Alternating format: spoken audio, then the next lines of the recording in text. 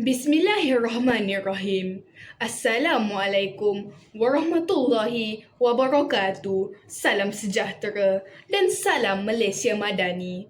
Yang dihormati Tuan Pengerusi Majlis, barisan panel hakim yang arif lagi bijaksana, para guru serta rakan-rakan yang saya hormati sekalian. Nama saya adalah Amirah dan saya daripada Sekolah Rendah Setiabudi. Bulat air kerana pembentung, bulat manusia kerana muafakat.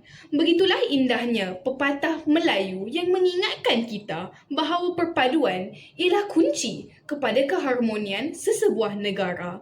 Dalam usaha membina sebuah Malaysia Madani yang maju, kita memerlukan satu panduan yang menjadi pegangan bersama.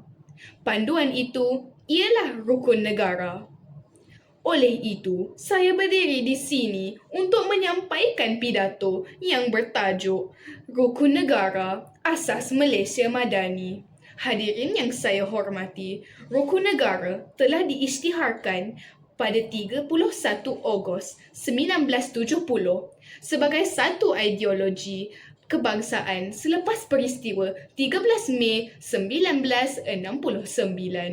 Tujuannya adalah untuk memupuk perpaduan, memperkukuh keharmonian serta membentuk rakyat yang saling menghormati.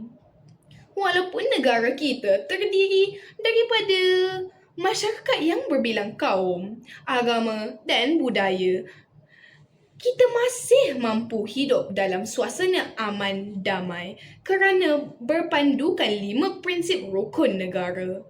Namun begitu, prinsip-prinsip ini tidak seharusnya sekadar dihafal ketika perhimpunan, malah perlu dihayati dan diamalkan dalam kehidupan seharian. Hadirin sekalian, prinsip pertama yang ingin saya huraikan ialah kepercayaan kepada Tuhan. Prinsip ini menjadi asas kepada pembentukan akhlak dan sahsiah setiap individu. Setiap agama mengajak umatnya supaya bersikap jujur, amanah, bertanggungjawab dan saling menghormati. Nilai-nilai inilah yang melahirkan masyarakat yang hidup dalam suasana aman dan harmoni. Hadirin yang saya muliakan, prinsip kedua ialah kesetiaan kepada raja dan negara. Kesetiaan bukan sekadar mengibarkan jalur gemilang atau menyanyikan lagu negaraku. Sebaliknya, kesetiaan perlu dibuktikan melalui ketindakan seperti mematuhi undang-undang, menghormati institusi beraja, menjaga keamanan dan sentiasa mengutamakan kepentingan negara.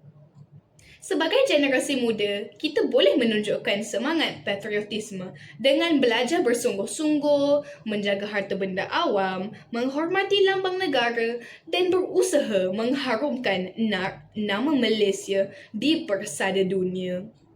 Jika setiap rakyat mencintai negara, sudah pasti perpaduan akan terus kukuh dan negara akan terus maju. Sidang hadirin yang saya hormati, prinsip ketiga ialah kesopanan dan kesusilaan. Pada era digital ini, kita sering melihat budaya menghina, menyebarkan fitnah dan menggunakan kata-kata kesat di media sosial. Sikap seperti ini bukan sahaja mencemarkan akhlak, malah boleh menggugat perpaduan negara. Oleh itu, kita mestilah sentiasa menjaga tutur kata, menghormati ibu bapa, guru jiran dan rakan-rakan tanpa mengira bangsa atau agama. Amalan mengucapkan terima kasih, meminta maaf, bertolak ansur dan berbudi bahasa mungkin kelihatan kecil, namun impaknya sangat besar dalam mengeratkan hubungan sesama masyarakat. Bak kata pepatah, bahasa menunjukkan bangsa.